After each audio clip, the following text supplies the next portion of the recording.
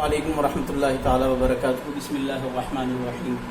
کل کے سبق میں نے آپ حضرات کو بتایا تھا کہ اس سبق میں کچھ چھوڑ دیا ہوں، اور کل کا سبق کیا تھا ہمارا؟ مخرج کی قسمیں، جو کہ ابھی کچھ رہ گئی ہیں، لیکن مخرج کے بعد جو آتا ہے وہ آتا ہے لحن۔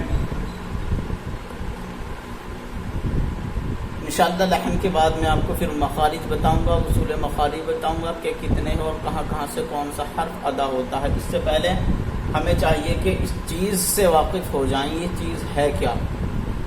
تو کل کی تاریخ میں نے آپ حضرات کو بتایا تھا مخرج اور صفت کیا تھا۔ اصطلاح قراء میں تجوید اس کو کہتے ہیں، کس کو؟ مخرج اور صفت کے ساتھ حرف ادا کرنے کو تجوید کہتے ہیں، اور اس کے خلاف ہو تو اس کو لحن کہتے ہیں۔ تو اس سے مراد کل میں نے کیا لی تھی یہاں پر؟ لحن۔ لحن کس کو کہتے ہیں؟ لحن کہتے ہیں غلطی کو، مطلقاً غلطی کوئی بھی ہو اس کو کیا کہتے ہیں؟ لحن۔ کل بتایا گیا کہ مخرج اور صفت کے ساتھ حرف ادا نہ ہو تو وہ کیا ہوتا ہے؟ لحن ہوتا ہے۔ اب لحن کی بھی اولاً دو قسمیں ہیں، ایک لحن جلی اور لحن خفی۔ تو انشاءاللہ عز و جل ابھی میں لحن جلی بتاؤں گا۔ لحن جلی جو کہ بڑی غلطی کو کہتے ہیں۔ بڑی غلطی کیسی؟ جس کا پڑھنا اور سننا دونوں حرام۔ اور لحن خفی چھوٹی سی غلطی کو کہتے ہیں، جس کا پڑھنا اور سننا دونوں مکروہ۔ ان دونوں میں سب سے پہلے جو ہے وہ لحن جلی ہے، تو اس کا بیان آپ حضرات کی نظر کے سامنے ہے۔ تو لحن جلی کیا؟ لحن جلی کون سی؟ جس کا پڑھنا اور سننا دونوں حرام۔ لحن جلی یعنی ایسی غلطی، لحن جلی کی تعریف ہے یہ۔ لحن جلی یعنی ایسی غلطی جو عام قراء اور علماء پر، اس پر جو عام قراء، علماء اور غیر علماء پر عیاں ہو جائے۔ عیاں کا مطلب ظاہر ہو جائے، یعنی کوئی پڑھنے والا غلط پڑھے، اس کو عام علماء بھی سمجھ سکے، اور اس کو حفاظ کرام بھی سمجھ سکے، اور عام لوگ بھی جان سکے، سمجھ سکے اس غلطی کو، اس کو کہتے ہیں لحن جلی۔ اب اس کا حکم کیا ہے اور اس کی قسمیں کتنی ہیں؟ تو اس کا حکم تو یہ ہے کہ اس کا پڑھنا اور سننا دونوں حرام۔ اب اس کی قسمیں کتنی ہے؟ اس کی چند قسمیں ہیں۔ کتنی؟ چند قسمیں ہیں۔ کس کی؟ لحن جلی کی۔ لحن خفی کی انشاءاللہ عز و جل اگلی ویڈیو میں قسمیں بتاؤں گا۔ اس کی چند قسمیں ہیں۔ نمبر 1، حرکات میں تغیر کر دینا۔ کس میں؟ حرکات میں۔ حرکات کس کو کہتے ہیں؟ زبر، زیر، پیش کو، ایک زبر ایک زیر ایک پیش کو حرکات کہتے ہیں۔ تو ان میں تغیر کر دینا، تبدیل کر دینا، یعنی رد و بدل کر دینا، زبر کی جگہ زیر پڑھ دینا، زیر کی جگہ زبر پڑھ دینا، یا زبر کی جگہ پیش پڑھ دینا، یا پیش کی جگہ زبر پڑھ دینا۔ اس کی مثال حرکات میں تغیر کر دینا، جیسے انعمتا کو انعمتو۔ کیا؟ حرکات میں تغیر کر دینا، جیسے انعمتا کو انعمتو پڑھ دینا، کیا ہے؟ حرام۔ ایک حرف کے بجائے دوسرا حرف پڑھ دینا، یعنی ایک تو یہ ہو گئی اولاً قسم حرکات میں تغیر کر دینا، دوسری قسم ایک حرف کے بجائے دوسرا حرف پڑھ دینا، یعنی الحمدللہ۔ کون سا حرف ہے الحمد میں؟ بڑا ہا ہے، اور بڑے ہا کی جگہ ہم نے چھوٹا ہا پڑھ دیا، تو کیا ہو جائے گا؟ لحن جلی لازم آئے گا۔ نمبر 3، ساکن کو متحرک کر دینا۔ کس کو؟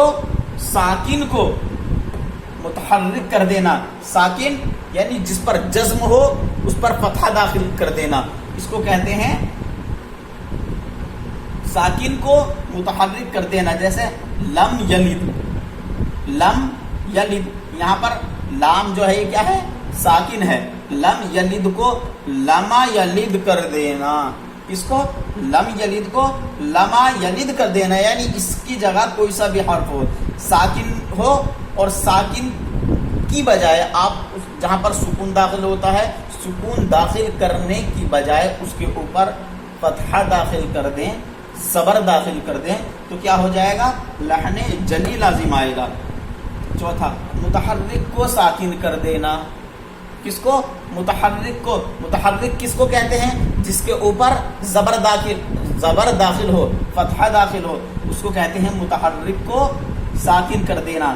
مثلا وتواسو، وتواسو کو وتواسو پڑھ دینا، اس کو متحرک کو ساکن کر دینا، یعنی وتواسو کو وتواسو پڑھ دینا۔ کتنی قسم ہوگی اس کی؟ 4۔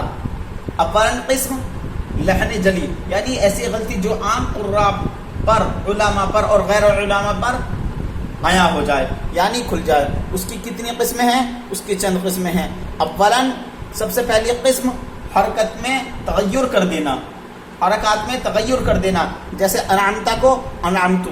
دوم قسم ایک حرف کے بجائے دوسرا حرف پڑھ دینا، جیسے الحمد کی جگہ الحمد پڑھ دینا۔ اور تیسری ساکن کو متحرک کر دینا، یعنی لفظ ساکن ہو اس کے اوپر آپ فتحہ لے آئیں، جیسے لم یلد کو لما یلد کر دینا، لم یلد کو لما یلد کر دینا۔ اور چوتھی قسم متحرک کو ساکن کر دینا، یعنی متحرک ہے اس کے اوپر فتح ہے اس کو ساکن کر دینا، جیسے وتواسو کو وتواسو۔ اب پانچویں قسم ملاحظہ فرمائیں جی۔ پانچویں قسم آپ کی یہ ہے کہ مقصور کو ممدود کر دینا، کس کو؟ مقصور ہو اور اس کو ممدود کر دینا، مقصور کو ممدود کر دینا، جیسے نعبد کو نعبدو، نعبدو ہے لفظ اور اس کو کھینچ دینا، نعبدو کر دینا، تو کیا ہے یہ؟ لحن جلی لازم آئے گا۔ اور چھٹی قسم ممدود کو مقصور کر دینا، یہاں پر تو تھا مقصور کو ممدود کر دینا اور آگے ممدود کو مقصور کر دینا۔ مثلا ولم یولد کو ولم یولد پڑھ دینا، اس کو ولم یولد کو ولم یولد پڑھ دینا، یعنی ولم یولد کی جگہ کوئی سا بھی حرف ہو اس کو ممدود کو مقصور کر دینا۔ اور ساتویں قسم حرکات کو مجہول کر دینا، اس کو حرکات کسے کہتے ہیں؟ زبر زیر پیش کو مجہول پڑھ دینا، کہ صاف ظاہر نہ ہو، تو پتہ نہ چلے کہ کون سی حرکت پڑھی ہے، کون سی حرکت ادا کی ہے، زبر پڑھا ہے یا زیر پڑھا ہے یا پیش پڑھا ہے۔ تو ان کا حکم کیا ہے؟ یہ تمام جو میں نے گنائی ہے یہ ہیں لحن جلی۔ اور لحن جلی کا حکم کیا ہے؟ لحن جلی کا حکم یہ ہے کہ لحن جلی کا پڑھنا اور سننا دونوں حرام۔